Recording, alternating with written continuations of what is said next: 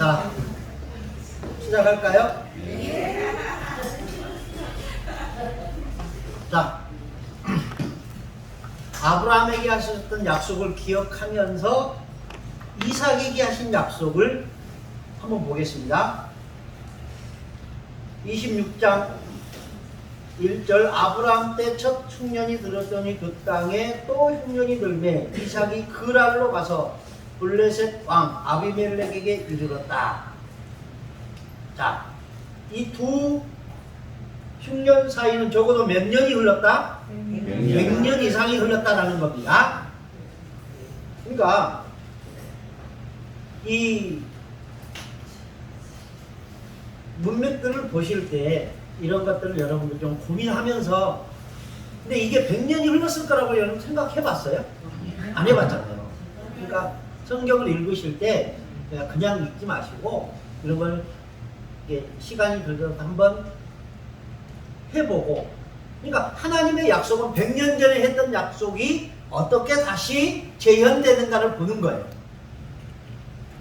자, 여호와께서 이삭에게 나타나 이르시되 애굽으로 내려가지 말고 내가 내게 지시하는 땅에 거주하라. 자, 아브라함에게 하셨던 약속은, 아브라함에게 하신 약속은 이 땅에 거하라, 이 땅을 떠나라. 아브라함에게 하신 약속이요. 명령은 가라, 있으라. 가라죠. 그런데 이삭에게 하신 약속은 뭐예요? 명령은 뭐예요? 가라, 있으라. 있으라. 이게 달라요. 왜 다를까요? 이삭은 지금 약속의 땅에 와 있는 거고, 근데 그가 이 약속의 땅을 버리고 어디로 가려고 그래요? 애굽으로 가려고 그래요. 그래서 하나님이 가지 말라 라고 말씀하신 거예요. 그렇다면 우리는 이런 고민을 하겠죠. 자, 아브라함도 흉년이 들어서 애굽으로 갔어요. 근데 왜 아브라함은 가게 하시고 이삭은 못 가게 할까? 이거 불공평하다 하나님이.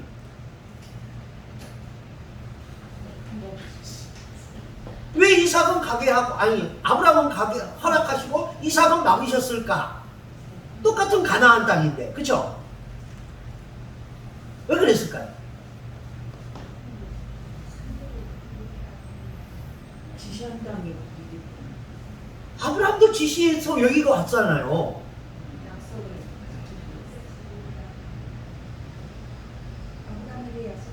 자, 제가 아브라함이 애굽에 갔다가 올라와서 룻과 헤어졌을 때 결정적 동기가 뭐였다? 하나님을 경험해서 이제 하나님을 안 거예요. 그 이전까지는 아브라함이 하나님을 어떻게 알았느냐? 경험하지 못한 하나님.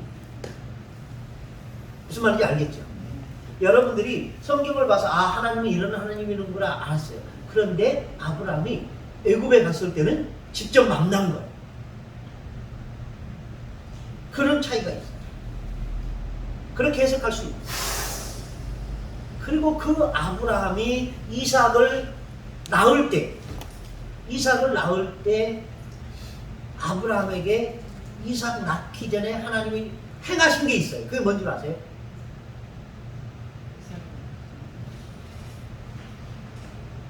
할례를 행한 거예요. 할례를 행했다는 것은 성경의 표표를 잘랐다는 의미가 아니라 성경을 단절했다는 상징적인 의미가 있어요.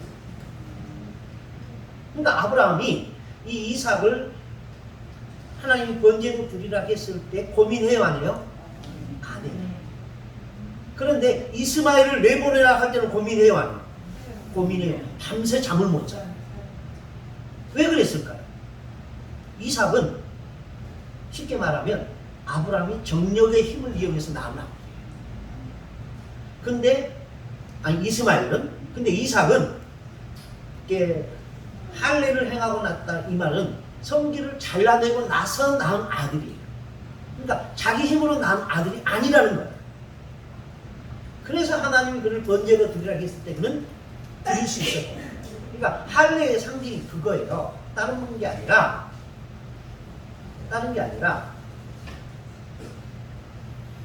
성기를 잘라낸다라는 상징적 의미.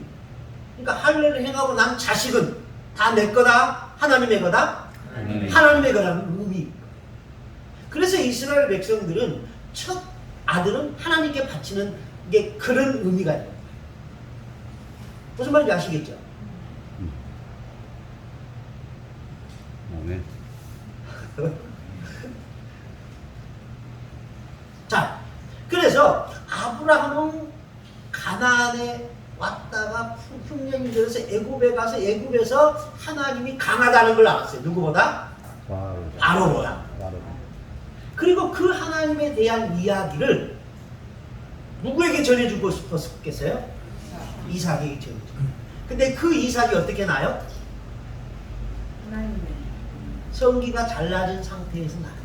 그러니까 이건 내 힘으로 난 게 아니라 하나님의 은혜요. 하나님의 기적이라고. 그리고 그 아들의 이름이 뭐예요? 아브라함의 아들 이름 이삭. 이삭의 뜻이 웃다, 웃음이라는 거예요. 그러니까 아브라함이 이삭을 볼 때마다 기분이 좋아요. 그래서 웃는 거예요. 무슨 말인지 아시겠죠? 그리고 그 이삭에게 아브라함이 가장 큰 경험담이 뭘까요? 전해주고 싶은 경험담. 하나님을 내가 만났다. 영광의 하나님을 만났다. 그래서 내가 여기 왔다. 그런데 흉년이 들었다. 그래서 애굽으로 갔는데 애굽에서 하나님과 바로가 맞짱 뜬 것을 내가 봤다. 그리고 그 하나님이 바로를 KO시키고 너네 엄마를 구원했는다. 그래서 네가 낳은 거야. 이 얘기야. 그래서 이삭은 하나님을 만난 적이 없지만 그 하나님이 바로보다 센 하나님이라는 걸 들은 거예요. 누구를 통해서? 아브라함을 통해서. 그래서 이삭은 하나님에 대한 믿음이 생긴 거예요. 그런데 생활고에 찌들어서 애굽으로 가려고 해요. 그래서 하나님은 가지 마라. 내가 거기 안 가도 너는 알지 않느냐. 내가 누구보다 강하다? 바로보다 강하다라는 것을. 그러니 너는 여기 있으라 라고 말합니다. 무슨 말인지 아시겠죠? 예. 그러니까 이삭은 애굽에 내려가지 않아도 하나님이 강하다는 걸 알고 있었는데 그래서 갈 필요가 없던 거예요. 그래서 그에게 뭐라고 약속하시느냐? 3절부터 읽겠습니다. 시작. 이 땅에 거하면 내가 너와 함께 있어 네게 복을 주고 내가 이 모든 땅을 너와 네 자손에게 주리라. 내가 내 아버지 아브라함에게 맹세한 것을 이루어 내 자손을 하늘의 별과 같이 번성하게 하며 이 모든 땅을 네 자손에게 주리니 네 자손으로 말미암아 천한 만명이 복을 받으리라. 네. 그리고 25절에 이는 아브라함이 내 말을 순종하고 내 명령과 내 계명과 내 율례와 내 법도를 지켰음이라 하십니다. 자, 여기서 이제 명령하지요. 가지 마라. 다시 말하면 여기 있으라. 그러면서 세 가지 약속을 합니다. 첫째는 내가 너와 함께 있겠다. 내가 너와 함께 있겠다. 두 번째는 복을 주리라. 이 땅을 내 자손에게 주리라. 여기까지는 같지요. 아브라함과. 그러면 세 번째 약속. 아브라함에게 하신 약속을 성취하겠다. 그래서 천하 만민이 너로 말미암아 복을 얻게 하겠다. 아브라함과 하신 약속이 같아요? 틀려요? 이삭에게 하신 약속과 아브라함에게 하신 약속이 같아요? 틀려요? 같아요. 네? 근데 그것을 해석해 놓은 거지 본질은 같아요. 본질이 같아요. 그래서 이삭이 갔어요? 안 갔어요? 6절 보세요. 이삭이 그랄에 거주하였더니. 그렇죠? 그리고 12절 보세요. 그랬더니 하나님이 어떻게 그에게 복을 주셨는가? 12절 시작. 이삭이 그 땅에서 농사하여 그의 100배나 얻었고 예. 13절 시작. 그 사람이 창대하고 왕성하여 마침내 거부가 되어 14절 양과 소가 때를 입고 종신이 많으므로 블레셋 사람이 실패하여. 예. 그래서 아브라함 때 팠던 우물들을 메워버렸더라 라는 얘기가 이어집니다. 자, 아브라함 때에 하나님이 약속을 했습니다. 그런데 그 약속이 이루어지지가 않았어요. 성취가 아직 안 됐어요. 그래서 아브라함은 그 땅에서 나그네로 살아요. 단 한 평의 땅도 없이. 그런데 언제 땅을 하나 가져요? 언제? 자기 소유주로 삼는 땅이 하나가 나와요. 사라가 죽었습니다. 그렇죠. 사라가 죽었을 때. 이삭의 나이 몇 살 때? 37. 37살 때. 네. 그래서 막벨라 굴이 있는 밭을 삽니다. 그게 아브라함이 가나안 땅에서 소유한 첫 번째 땅입니다. 그게 씨예요, 씨. 예수님께서 마가복음 5장이던가요? 가라지의 비유 나오죠. 씨 가운데 가장 작은 씨가 가라지. 그렇죠? 예. 근데 그 가라지 씨가 자라면 모든 풀보다 자라 새들이 깃들일 만큼 된다 라고 있습니다. 아브라함이 가나안 땅에서 입은 업적은 그 겨자씨가 됐습니다. 아주 보잘것없어요.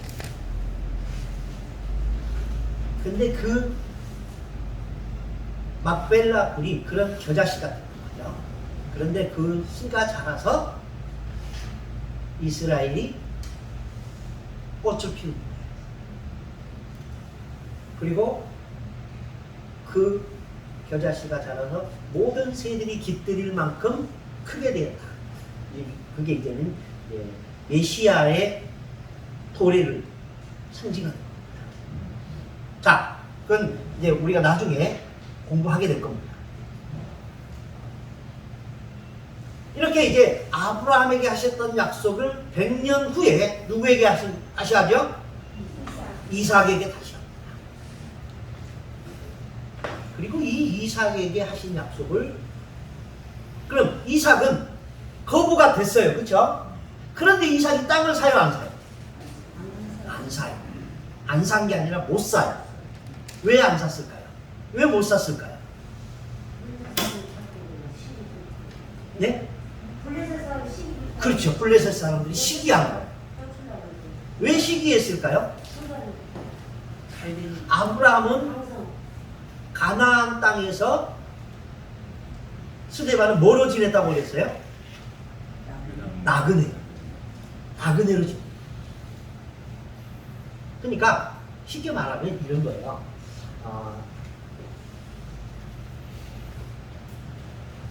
전라도 사람이 경상도에 갔어요. 경상도에서 털을 잡고 살려고 하는데 경상도 사람들이 싫어. 그래서 돈을 더 주고 땅을 살려고 그러는데요. 팔아요, 안 팔아요? 안 파는 거예요. 그런 격이에요. 근데 전라도와 경상도는 화개장터만 넘으면 같은 동네잖아요. 이게 비유를 두자면 그런 거예요. 그런데 아브라함과 가나안 사람은 전혀 달라요. 그래서 가나안 사람이 아브라함을 히브리인이다 라고 불렀습니다. 강을 건너온 사람. 그러니까 히브리인이라는 그 말 자체가 경계의 대상입니다. 그 사람에게 팔 이유가 있어요, 없어요? 그래서 아브라함이 그 막벨라 굴을 살 때 돈 얼마를 주고 사요? 다음 주에 올 때 숙제. 그 돈이 상상보다 그때 거래하는 돈보다 훨씬 비싼 거예요. 왜 그렇게 비싸게 팔았을까요? 그래도 살 놈이니까 그런 거예요. 안 살 수는 없잖아요. 매장지로 써야 되니까. 그러니까 매장지는 좋은 땅을 팔았을까요? 나쁜 땅을 팔았을까요? 비옥한 땅이 아니에요. 굴이 있는 산 기슭에 있는 그런 땅이에요. 아무짝에도 쓸모없는 땅. 근데 그 땅을 엄청나게 비싸게 팔아넘긴 거예요. 나쁜 사람. 그리고 이삭이 거부가 됐어요. 거부 됐다는 말이 무슨 의미일까요? 그 동네 사람들보다 더 부자가 됐다 이 얘기예요. 소와 염소의 때가 때를 이루어. 그러니까 말할 수 없이 복을 받은 거예요. 뭐 때문에? 원인이 있을 게 아니겠어요? 하나님이 복 준다 했어요. 하나님이 복 주시니까. 예. 가지 말라고 해서 안 갔더니. 자, 12절 한번 보시죠. 26장 12절 시작. 이삭이 그 땅에서 농사하여 그의 100배나 얻었고 예, 이삭이 그 땅에서 농사했다. 그 땅이 어떤 땅이에요? 그랄 땅. 그때 무슨 일이 있었어요? 흉년이 있었어요. 자,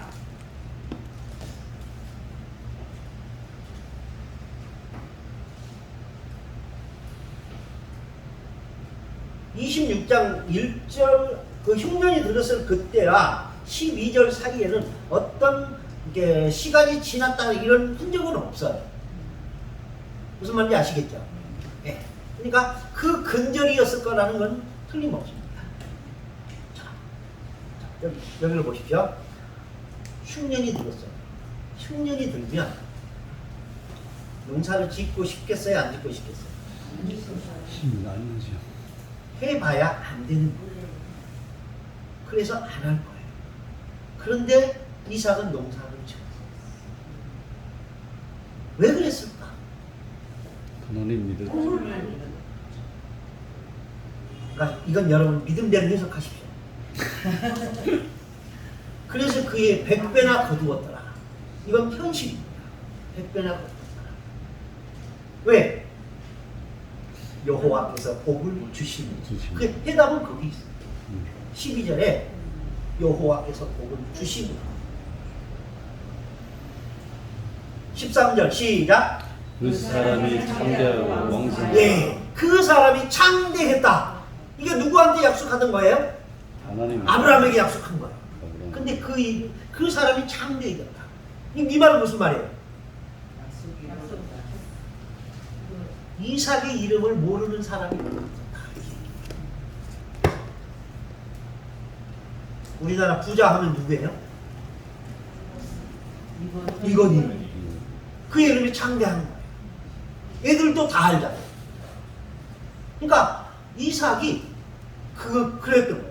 그 지역, 그런 사람들에게 이삭하면 어떤 사람? 부자.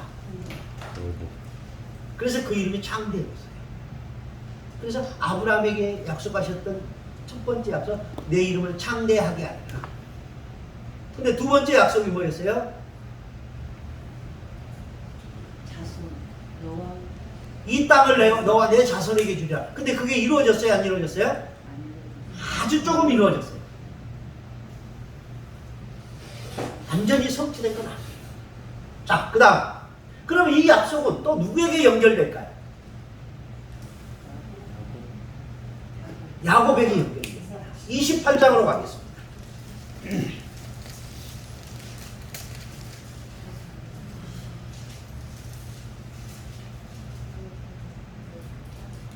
(27장에) 28장 넘어가기 전에 27장에 이삭이 야곱에게 속는 사건이 나오죠. 눈이 어두워서. 그리고 그 형 에서는 야곱에게 장자권을 팔아요. 그래서 야곱이 이삭으로부터 축복을 받습니다. 이 사실을 알게 된, 속여서 축복을 가르쳤다는 것을 알게 된 에서가 아버지가 죽으면 내가 그를 해하리라 라고 말합니다. 근데 그거를 리브가가 듣습니다. 그래서 두 아들을 잃어버릴까 봐서 에서가 야곱을 죽이면 에서도 죽습니다. 왜 죽을까요? 살인자니까 죽이는 거예요.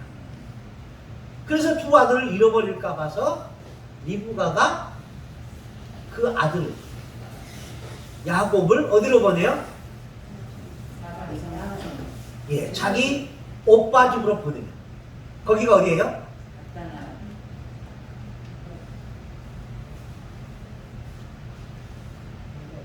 어디로 가라고요? 밧다나람으로 가라. 그래요. 그래서 야곱이 밧다나람으로 갑니다. 근데 이 가나안에서 밧다나람까지는 약 800km 정도 된답니다. 지금이야 800km면 자동차로 10시간이면 가요.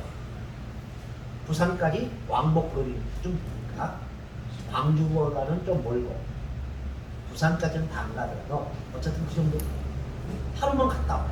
그런데 야곱 시절에는 걸어서 가야 돼요. 그리고 지금 저는 신장로가 쫙 뻗은 게 아니에요. 구불구불한 길이에요. 산적도 많고 힘들었겠죠. 그런 길을 야곱이 가요. 가다가 꿈을 꿉니다. 어디에서?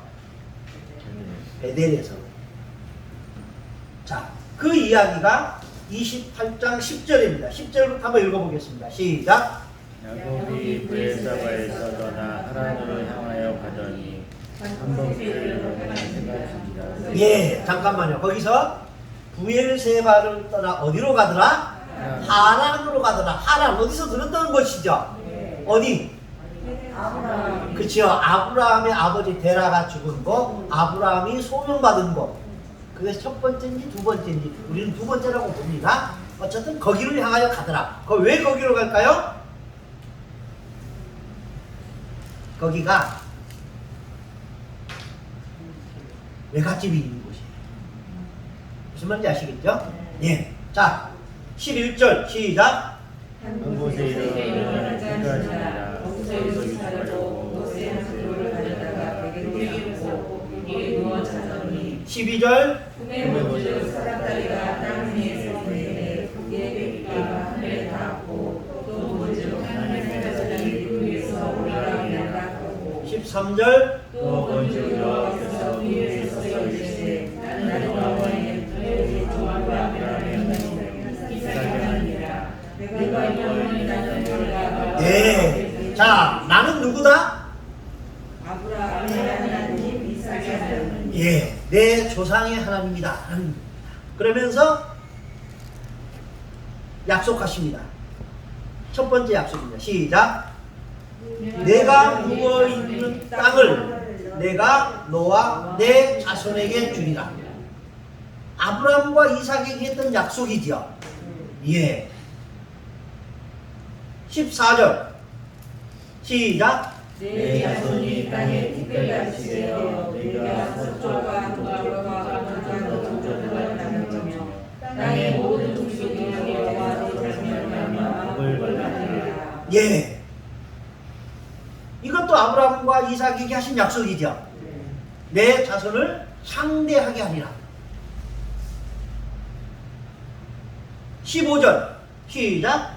내가 너와 함께 있어 내가 너를 가지기 너를 지키며 너를 이끌어 이 땅으로 돌아오게 하리라. 내가 네게 허락한 것을 다 이루기까지 너를 떠나지 아니하리라 하시니라. 예. 자, 여기서 약속이 두 가지로 나눠집니다. 13절과 14절의 약속하고 15절의 약속이 달라요. 야곱에게 하신 약속인데 이 약속이 두 가지의 약속입니다. 무슨 말인지 아시겠죠? 13절과 14절의 약속과 15절의 약속이 야곱에게 하신 약속은 맞는데 이 약속이 다른 약속이라는 겁니다. 자, 13절과 14절의 약속하고 15절의 약속을 여러분들이 제가 3분 시간을 드릴 테니까 읽어보면서 13절과 14절의 약속이 중요할까 15절의 약속이 더 중요한가를 한번 여러분들이 여러분 시각에서 한번 판단해 보시기 바랍니다. 여러분이라면 어떤 복을 받기를 원할까?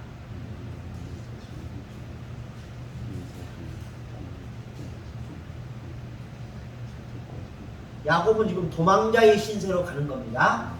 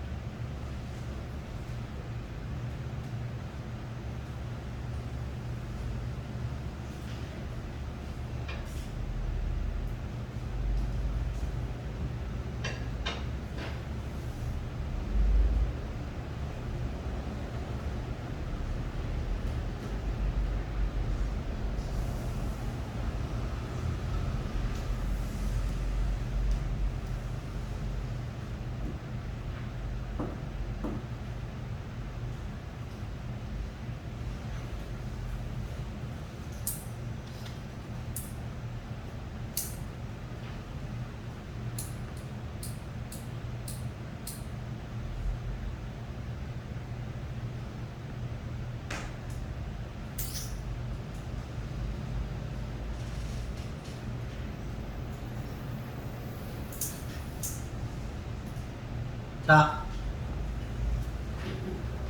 좀 읽어보셨죠? 13절과 14절의 축복하고 15절의 축복 두 가지 가운데 13절과 14절의 축복을 받고 싶은 사람과 15절의 축복을 받고 싶은 사람을 한번 구분해 보자는. 자, 13절, 14절의 축복을 받고 싶은 사람. 아무도 없네요. 15절의 축복을 받고 싶은 사람. 예. 다시 13절과 14절 축복 한 사람. 네. 자, 그러면 제가 이렇게 묻는 이유는 13절과 14절의 축복과 15절의 축복이 다르기 때문에 묻는 거예요. 무슨 말인지 아시겠죠?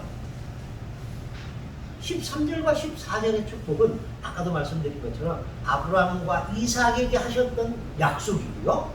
15절의 약속은 야곱에게만 하신 약속이에요. 개인적인 약속.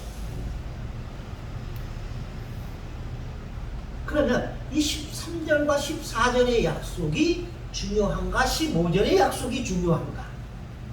이걸 먼저 따집니다. 아브라함과 이삭에게 했던 약속을 반복한 13절과 14절의 약속이 중요한 것인가? 야곱에게만 한 약속이 중요한가? 어떤 약속이 중요할 것 같아요? 그래도 이제 대답을 예?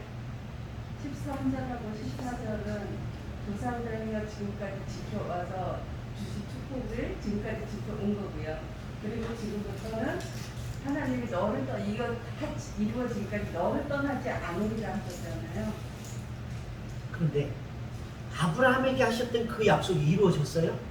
아주 조금밖에 안 이루어졌어요. 예, 바늘구멍밖에 안 이루어진 거예요. 야곱이 뭐 잡고 있느냐? 없어요. 아무것도. 그러니까 아브라함 때나 이삭 때나 야곱 때나 별반 다른 게 없어요. 근데 그 약속을 반복하고 있고요. 그리고 15절에서는 야곱에게만 하신 약속이에요. 자, 그러면 야곱에게만 하신 이 약속을 왜 했을까? 이걸 묻는 거예요. 무엇 때문에? 자, 그러면 먼저 야곱에게 하신 약속을 한번 15절 약속을 한번 분석을 해봅시다. 자, 15절. 내가 너와 함께 있어 어디로 가든지 너를 지켜주겠다. 첫 번째 약속입니다. 그 다음 너를 이끌어 이 땅으로 돌아오게 하겠다. 그 다음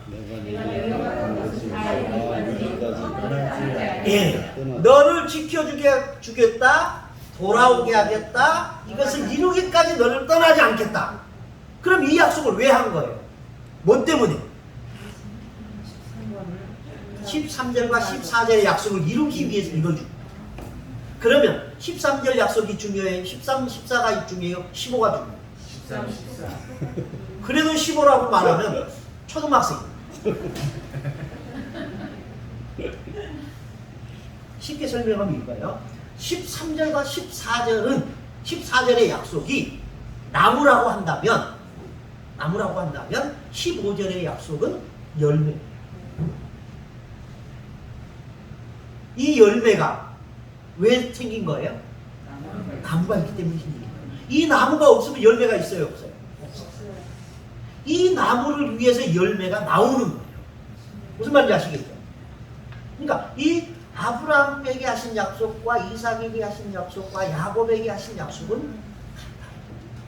그런데 야곱이 그 땅을 버리고 어디로 가요? 하란으로. 하란으로. 이게 무슨 말이에요? 아브라함에게 하신 그 약속을 지금 얘는 버리는 거예요. 그리고 아브라함이 살던 옛 시절로 가는 거예요. 비록 도망자라는 현실 때문에, 죄인이라는 현실 때문에. 그게 우리예요. 무슨 말인지 아시겠죠? 근데 그 하나님이 돌아오게 하겠다. 뭘 이루기 위해서? 아브라함에게 하신 약속, 이삭에게 하신 약속, 그 약속을 누가 성취해야 되니까? 야곱이 성취해야 되니까 돌아오게 하겠다. 그러니까 13절과 14절의 약속이 15절의 약속보다 100배 아니 1000배나 더 중요해요. 근데 우리는 15절의 약속에만 눈이 멀어요. 하나님의 뜻은 상관없어요. 나만 잘 되면 돼. 이게 지금 여러분들이 15절 축복을 바라보는 시각. 무슨 말인지 아시겠죠? 그러니까 다시 묻겠습니다.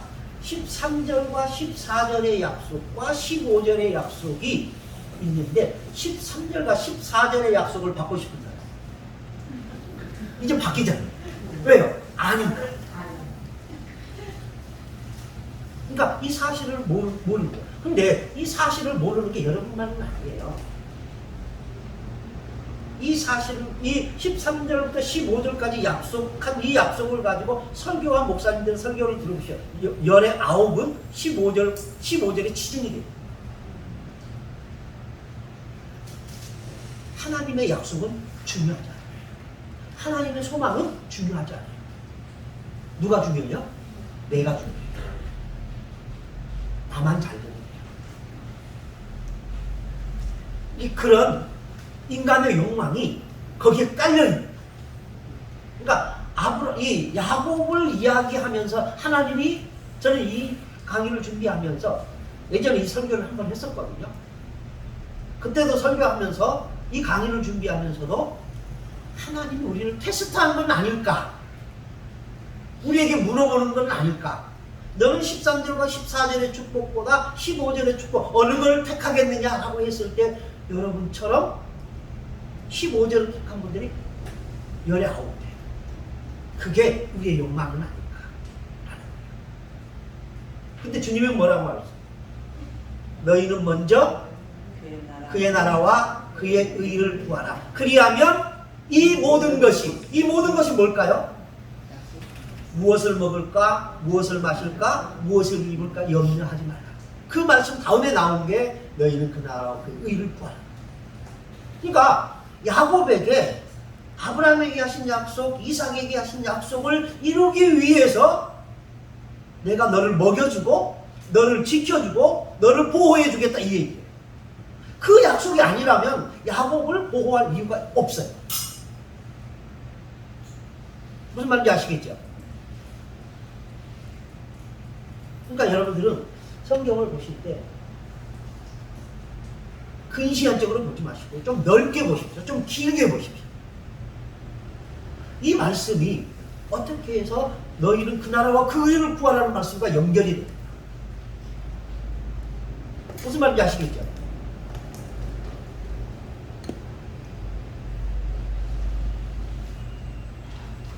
근데 성경을 그렇게 보기 위해서는요, 쉬운 건 아니에요. 성경을 읽는다고 다 그렇게 볼 수 있는 것도 아니에요. 그러니까 그만큼 여러분들이 성경을 보실 때 고민하면서 보셔야 돼요. 그런데 문제는 성경을 10대 번 읽었는데 그런 고민 못해요. 그러니까 성경을 많이 읽으시다 보면 이거 왜 이러지? 라고 물어요. 그래서 제가 여러분들한테 가끔 하는 얘기하죠. 여러분 성경에게 물어보십시오. 성경을 놓고 질문하십시오. 성경을 놓고 질문을 안 하는데 성경이 대답해요? 안 해요? 안 해요. 그러니까 성경을 놓고 질문할 정도로 성경을 많이 보셔야 돼요. 어떤 가수가 안지나서나 당신 생각하죠. 안지나서나 이렇게 성경 보십시오. 성경 읽으십시오. 그러다 보면 어느 날 이런 걸 읽을 때 이건 왜 이렇게 나오지? 라고 질문이 나와요.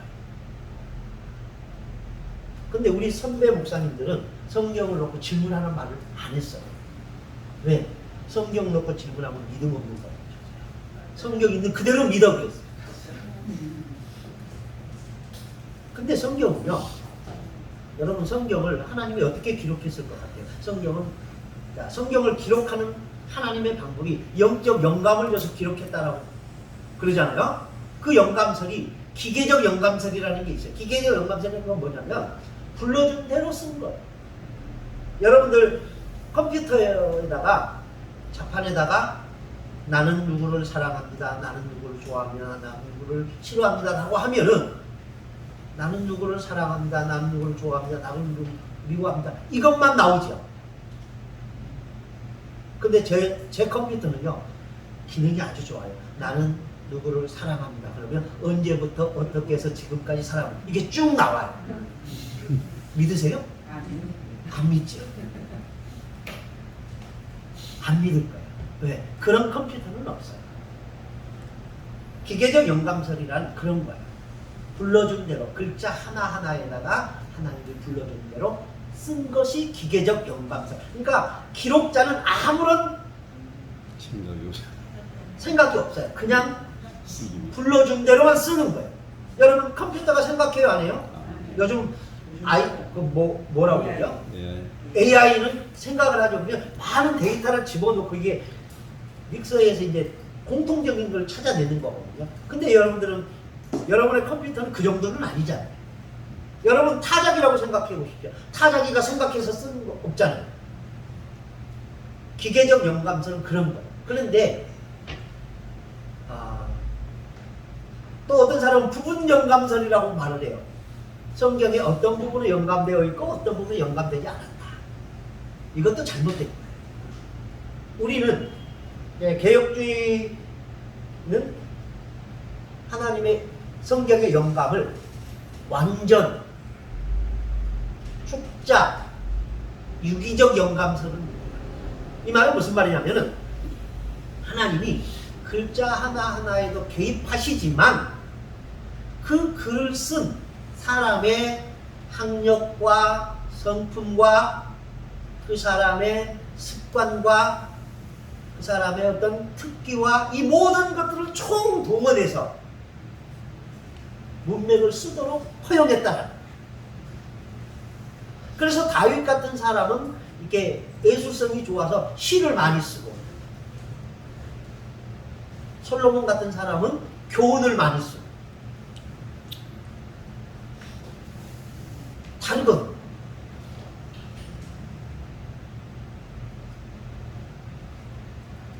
근데 무슨 얘기하다가 여기 온 거죠? 성경에 기록된 것을 우리 옛날 선배들은 그랬어요. 성경을 질문하지 마라. 성경은 있는 그대로 믿어야 된다. 그러면서 성경대로 안 하잖아. 내 손이 너로 범죄하게 하거든 찍어버리라. 여러분 손 찍어버렸다는 사람 들어보셨어요? 우리나라 목사님들 가운데. 내 눈이 너로 범죄하게 하거든 찍어버리라. 눈 찌른 사람 봤어요? 없잖아요. 그런 것에서는 비유다라고 말하면서 문자적으로 보지 말라. 이런 이야기하는 건 틀린 거, 잘못된 거죠. 그러니까 여러분들 성경을 보실 때 때로는 문구적으로 해석할 부분이 없지 않아 있어요.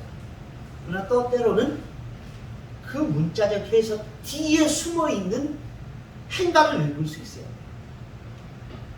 무슨 말인지 아시겠죠? 그 행간이라는 게 아까도 제가 설명했잖아요. 26장의 1절 아브라함 때 첫 흉년과 이삭 때 흉년, 그 행간이 몇 년이 걸렸다? 100년 이상 걸렸다. 이런 걸 찾아내는 게 행간이에요. 그 뒤에 숨어있는 이면의 뜻. 그러니까 어떻게 보면요, 성경은 빙산의 일각이라고 부릅니다. 빙산은 나와 있는 부분에 10% 조금 더 숨겨져 있는 것이 훨씬 더 많아요. 그렇다면 그 숨겨진 부분을 뭘로 캐내야 돼요? 기도와 영감과 여러분의 상상력. 여러분, 영광의 하나님이 아브라함에게 나타났다. 영광의 하나님이 나타났구나. 이렇게 얘기해버리면 할 얘기가 없어요. 스토리가 없어요. 여러분, 꿈한번 꾸었다고 모든 걸 포기하고 이민 갈 생각을 하겠어요? 그럼 여러분 그러니까 아브라함은 믿음이 좋으니까 그랬죠. 아니에요. 아브라함이 얼마나 고민 많이 했겠어요. 그래서 그의 아버지를 설득하고 그의 조카도 설득해서 거기까지 온 거 아니겠어요. 근데 그 아버지가 자꾸 주저하고 자꾸 멈칫멈칫하니까 하나님이 도저히 안 되겠구나 싶어서 솎아내고 아브라함을 또 가게 하시고 그런 거 아니겠습니까? 그러니까 여러분들 성경을 보실 때 많이 고민하십시오. 그리고 많이 질문하세요. 마태복음 제1장 1절 다시 돌아갑니다.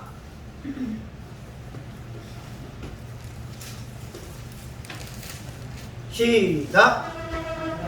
아브라함과 다윗의 자손 예수 그리스도의 계보라. 아브라함과 다윗의 자손 예수 그리스도의 계보라 해서 그 첫 번째 문을 지금 연 겁니다. 누구?